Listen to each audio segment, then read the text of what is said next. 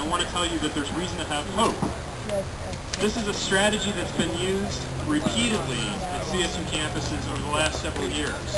It happened at Humboldt State. President Humboldt State declared that they needed to alter the way education was presented to students there. They were planning to knock down classroom walls, to change the size of the classrooms from 30 students to 60 students, from 40 students to 80 students. And students, faculty, community members, the media got together and they pressed and they pressed and they pressed and they fought. It turns out the administration found the money. Yay! What do you know? So classes weren't cut as deeply, classrooms weren't altered, the programs kept going. This year, this process took place at Dominguez Hills. It took place on a fast track over the fall semester. The provost announced that because of budget cuts, they were going to have to eliminate the music program. Ooh. Eliminate philosophy and history. Drive away the students. Alter all of the educational services in the university. Have more classes online, fewer classes face-to-face. Larger class sizes. Does this sound familiar to you? It's the same strategy, again. And you know what happened at Dominguez Hills this fall? The faculty and the students and the staff and the community fought back. Yeah! You have power. Don't let them think that they have all the power, because they don't. You have power in numbers, you have power in organization, you have power in solidarity, you have the power of making connections with your group, with faculty groups, with staff groups, with community groups. You can do it. We can do it.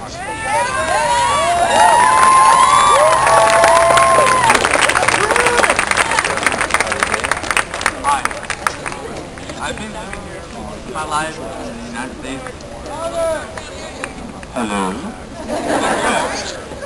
Yeah, my family came here to give us a better education, well, me and my brothers and my sisters.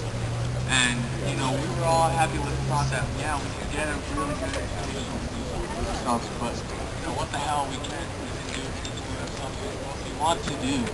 I am a music major, like, I play in the band, but everything that's going on is like, you know, I'm tired of people not doing what we want them to do. Like, if we want change, they just sit there and like, oh yeah, sure, yeah.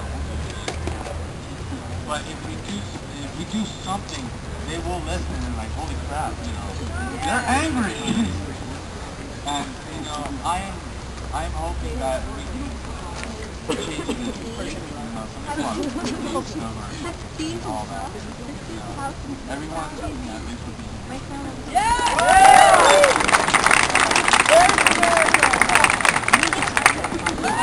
I'm Jennifer Helfer. I'm here to represent geography and anthropology. So Heather, I dragged Heather up here and I'll let her speak in a minute. I'm supposed to be in a meeting right now, and I want you afterwards that really loud for all the people waiting for me to hear. I just want to say something about I'm with student programs in one department. We do a lot here that isn't really reported. I know a lot of you have had to cover California geography or you've taken a global issues class in anthropology. You know, we have a small major, but we do a lot of work. We do a lot of community work. We take students to Honduras, to Cuernavaca. We do this all on our, we do a lot of extra work. And we don't understand how come there is threatening our program is threatening. No! We have a program that offers excellent jobs with high salaries, and it's all I ever read about in the paper is the promise of this, yet we're a threatened program. It doesn't make sense. So I'm going to let Heather talk a little bit about her perspective as a student.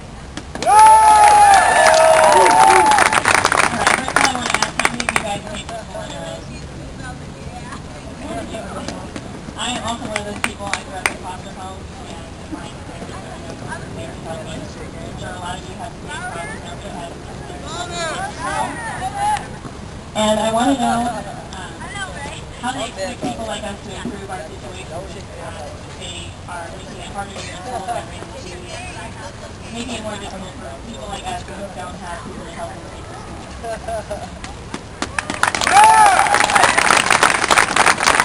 more time now, thank you, Geography and Anthropology. Really got it.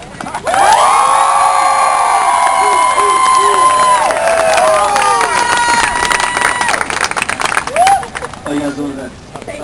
My name is Mark. I'm a senior here, and I'm a business major in marketing.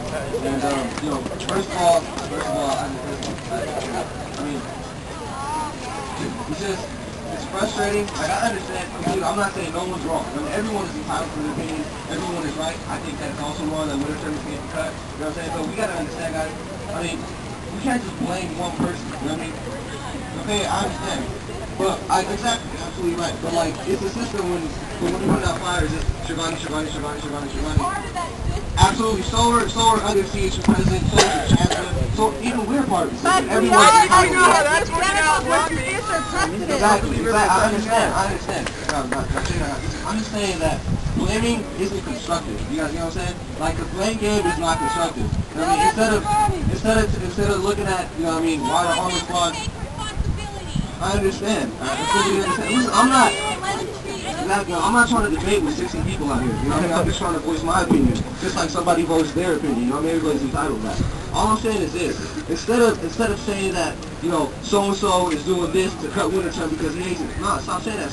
Try to figure out, you know, why winter term is being cut and what are the little things we can do to get it back. You know what I'm saying? You know, that's why. Let him speak. You come to the mic.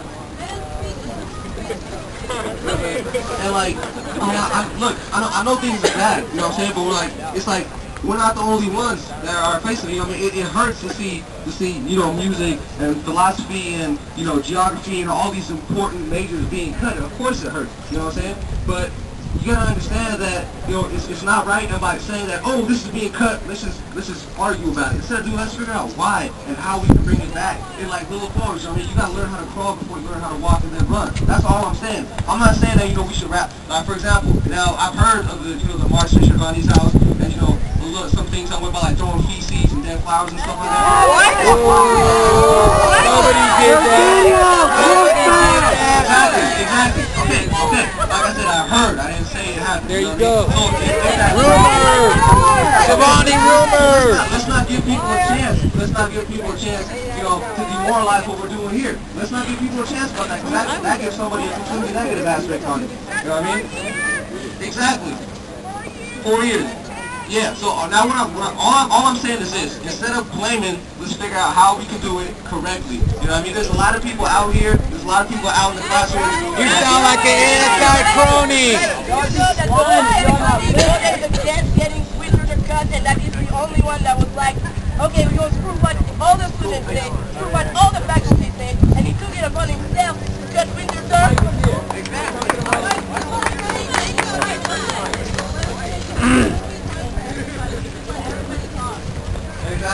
Example, one of the things I heard that offended me was they said that Shivani is the only person that approved the new rec stuff. You know, students didn't want it. You know, that's also false. I mean, students are the ones that signed the referendum to pass that. You know what I mean? So you can't blame one. All I'm saying is like, you cannot blame one person. And no, the students did. The students did. It's a bigger picture. Exactly, it's a bigger picture. It is a bigger picture. And another thing, I just want to say that, you know what I mean, let's look at this in detail, guys. I mean, I understand that, you know, our judicial system's not perfect. I understand there's been Wall Street bailouts. I understand there's been automotive bailouts, right? But that's on a national scale. You know what I mean? Flaws in morality in our government will exist. Let's focus on what the problem is here. You know what I mean?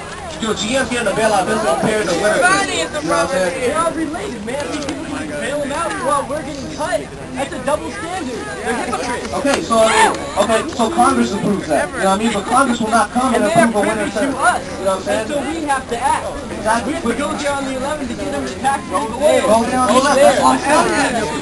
Yeah. What do you think?